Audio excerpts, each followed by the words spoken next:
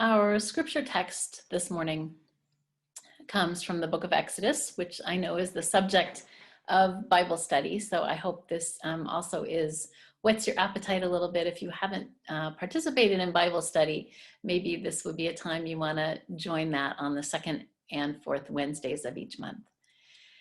This text this morning comes from Exodus 20, and some of it may sound familiar to you. Then God spoke these words. I am the Lord your God who brought you out of the land of Egypt, out of the house of slavery. You shall have no other gods before me. You shall not make for yourself an idol, whether in the form of anything that is in heaven above or anything beneath or in the water. You shall not make wrongful use of the name of the Lord your God. Remember the Sabbath day and keep it holy. Honor your father and mother, so that your days may be long in the land that the Lord your God has given you. You shall not murder. You shall not commit adultery. You shall not steal. You shall not bear false witness against your neighbor. You shall not covet your neighbor's house. You shall not covet your neighbor's wife or male or female slave or ox or donkey or anything that belongs to your neighbor. When all the people witnessed the thunder and the lightning, the sound of the trumpet and the mountain smoking, they were afraid and trembled and stood at a distance and said to Moses, You speak to us and we will listen, but don't let God speak to us or we will die.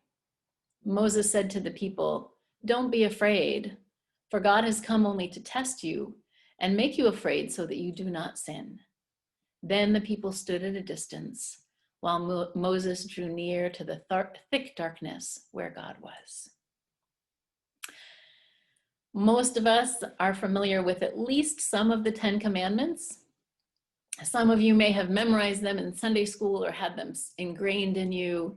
Many of our parents, not you, mom or dad, because I know you're both here in church this morning, made darn sure we knew number 5, honor your father and your mother. For some context, God has just brought the Israelites out of Egypt. They've been through it. Maybe it felt a little to them like surviving a pandemic, but it went on for years. They went through slavery, oppression, violence, the promise of liberation, tons of what the hell are we doing out here in the wilderness moments. They were led by someone who made it out of Dodge, Moses, who came from poverty and ended up in a palace, the epitome of unearned privilege. And then Moses got woke, came home, and unexpectedly and not at all easily helped lead people to liberation. Long story short, in the middle of it all, and when there's utter chaos, and definitely before the Israelites get to anything even remotely resembling a promised land, Moses ends up on a mountain where God downloads onto a tablet, no, not an iPad, or maybe we've just misinterpreted tablet all these years, and comes down with a community agreement, the 10 Commandments. It's stuff about how to relate to one another. Don't kill, steal, lie, take time to rest. Remember that you didn't get here on your own, so don't forget about God, that kind of stuff. From them and from this story, we can learn something about being a community, being in community with one another, and also with God. But while the 10 Commandments are centrally about wise practices of justice and love, they're not a universal set of rules to be applied to all cultures in all times. They are not and never were intended to be absolutes. And if we look closely, we'll see that it's a document not unlike our own Constitution, addressed to upper-class landowning men. The 10 Commandments are not meant to be copied and pasted over our lives, and certainly not onto our courthouses or monuments as a sign of Christian dominance in this country. And while we're at it, can we just note that there's nothing in there about being gay or abortions or white people being in charge. The 10 Commandments are a kind of community agreement, a covenant between God and a particular people at a particular time. And as much as some of us are downright allergic to any language about sin, I want to go there. Sin is anything that disrupts right relation with ourselves, with others, or the earth. Racism, a sin. Transphobia, sin. Our addiction to fossil fuels and our disregard for sacred lands, yep, sin. Community agreements, like the 10 Commandments, are about helping us to be better, as Reinhold Niebuhr would say, to help us not sin as often as possible, to help us maintain right relation with ourselves, with each other, and the earth as often as we can. What if we as a nation, or we as Christians in the world, or we as this small and scrappy little Chestnut Hill United Church community went up to the top of a mountain with our tablets? I think iPads would be appropriate here. What would God download to us? What would God say to us? And who would we say God is to us? Is our God the one who delivered us, this congregation, from uncritical loyalty to a homophobic denomination? Is our God the one who is trying to deliver us from our own white supremacy or anti-queer supremacy? Is our God a God who's delivering us into new ways of being church, of creating community across space in a pandemic, of calling us into accountability in a time of uprising, or inviting us into liberation in a moment when most people just feel despair? What is God calling us into covenant now? Restorative justice, being sanctuary, belonging? This is the first week, as Kip said, of our annual outreach month. In many ways, it's actually a time when we proclaim a community agreement, at least one of them. We shout from the mountaintop and our own tablets and our social media what we are committing ourselves to as a community this year. And this year, we're channeling and proclaiming our RAGE. RAGE stands for racial, accessibility, gender, and environmental justice. The acronym captures the righteous fury and rage that we all feel on our own behalf, on behalf of our country, the world, the earth, and on behalf of our beloved siblings who are struggling for breath and life and dignity and safety and sanctuary. Our leadership is asking us to raise $5,000 for outreach efforts this year. Most of it we hope to raise this month. This is not the same as reparations, which we will commit and create and commit ourselves to over the next few months. Our outreach funds will support the work of Power, our Environmental Justice Center, our work around trans justice, particularly with and for kids, and making some needed changes to be a more accessible community. I'm so excited about this month and not only invite you, but implore you, as Kip said, to think about people in your life, for people who care about justice, who long to drink from deep, life-giving waters, and would like to know that they're not alone in these days, and would be excited about joining us in this work. Racial justice encompasses our work to center Black, Indigenous, and people of color. A commitment for those of us who are white to decenter ourselves, to learn and practice accountability, and to follow Black and brown folks, and make sure all our decisions have input from people most vulnerable, and especially from people of color. Nothing about us without us, we're often reminded. Gender justice is where we express our commitment to support and protect and celebrate trans lives. Our early vision of Trans Camp has had to be revised given the pandemic and our own need, frankly, to build our congregational trans competency so that those of us who are not trans or non-binary have deeper understandings of all that's at stake for our trans, gender non-conforming, and non-binary siblings every single day. Our work around environmental justice is focused at the intersection of earth justice and racial justice. And I am so incredibly excited to welcome Dr. Ife Kilimanjaro next week, who will be speaking with us about her co-creation of something called the Sacred Waters Pilgrimage, a ritual journey of healing from the headwaters of the Mississippi River in Minnesota to where the river runs into the Gulf in Louisiana. I can't wait for you to meet with her and after church have time to talk with her. Accessibility justice is new, long overdue, and critical to every other aspect of our justice and spiritual work. And I'm very, very excited to share that we'll be creating a fund entitled the Nellie Green Accessibility Justice Fund in honor of our longtime deacon and prophet, Reverend Nellie Green, whose ministry was to call churches and call us specifically, although we weren't always listening, to be more accessible to people living with disabilities.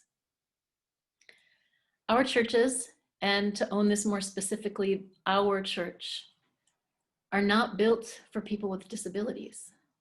And I don't just mean the physical structure or what most of us who are temporarily able-bodied think of as wheelchair accessible.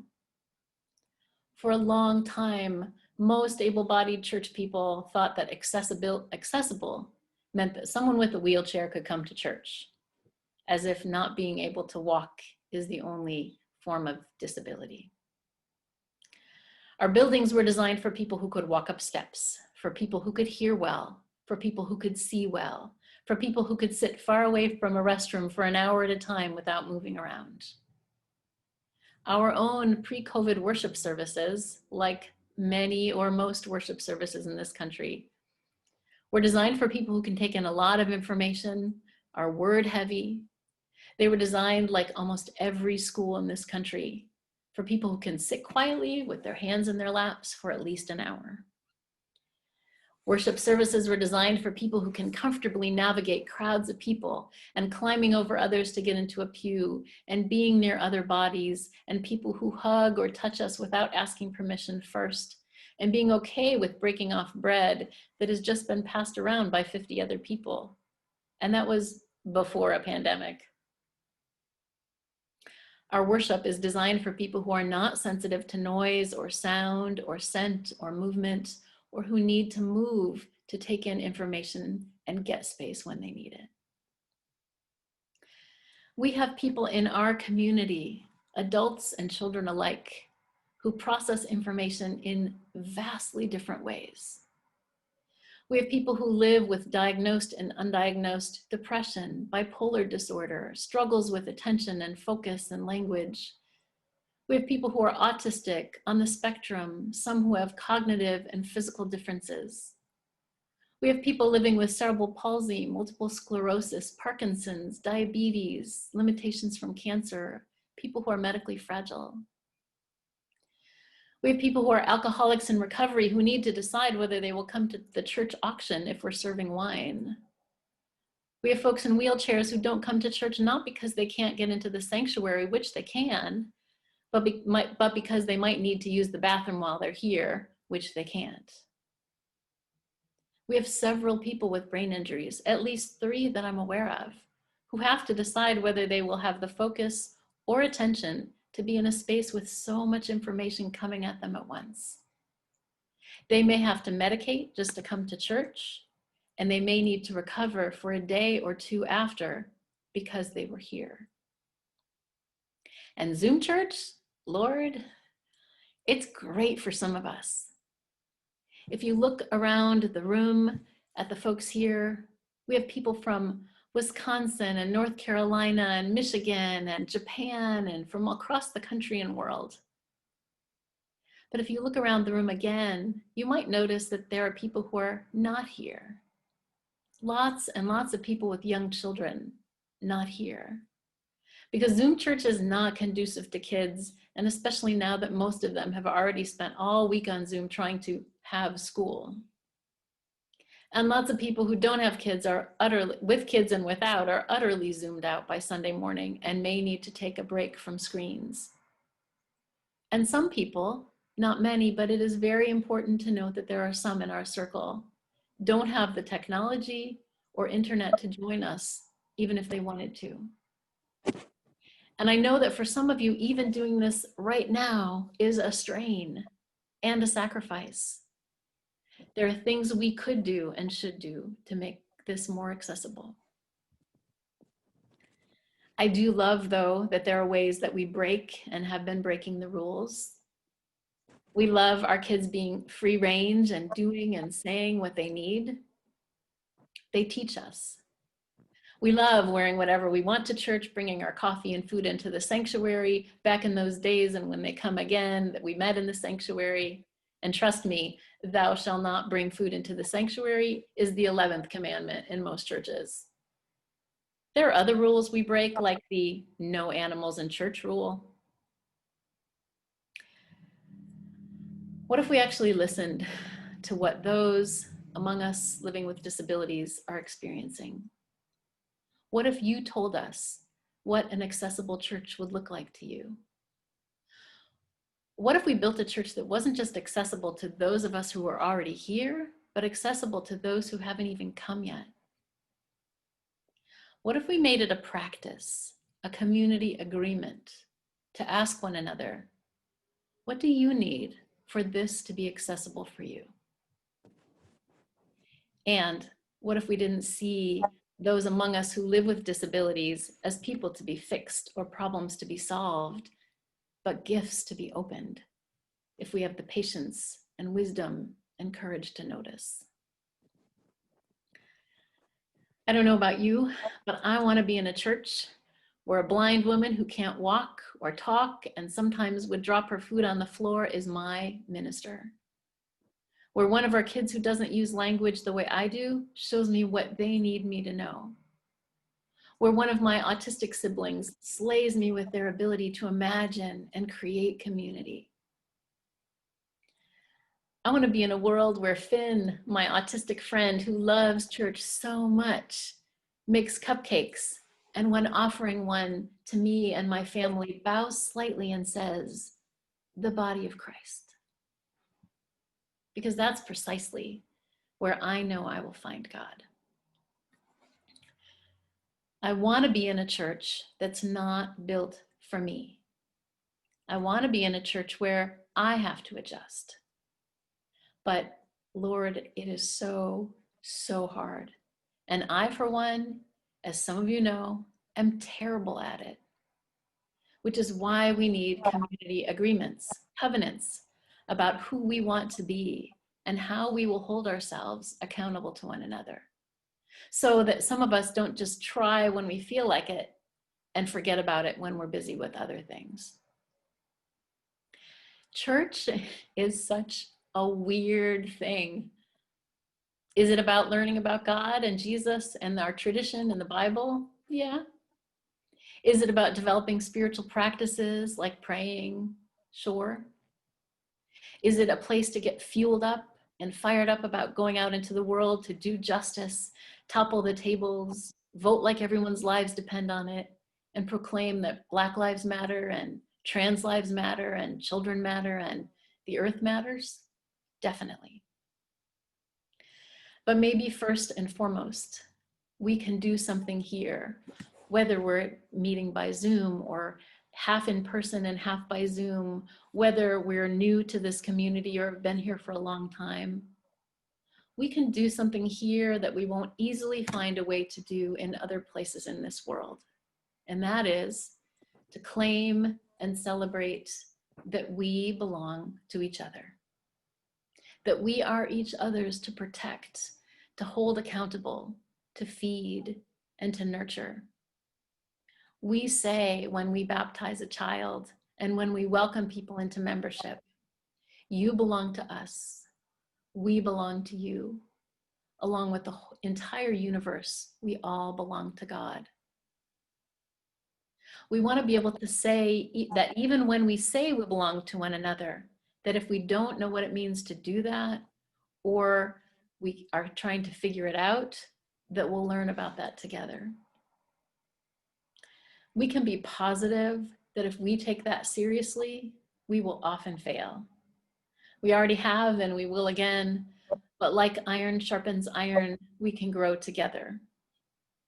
It might be hard and it might be uncomfortable, but it doesn't have to be scary, because while there's this thing called grace and love and humor and a little bit of cussing, never hurt.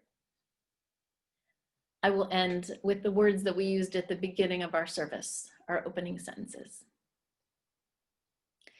Take heart, beloveds. We are not an aimless people. It is the kingdom of heaven we desire. The path does not need to be clear. We need not fear if we wander or stray. Love will be an ever-present guide, calling us with patience and truth. As we go, we practice healing. We keep learning and unlearning. We right our wrongs. We set down our defenses, our power, our closed-minded thinking. The practice of justice will be our North Star. Thanks be to God, our way in the wilderness. This is God's good news. Amen.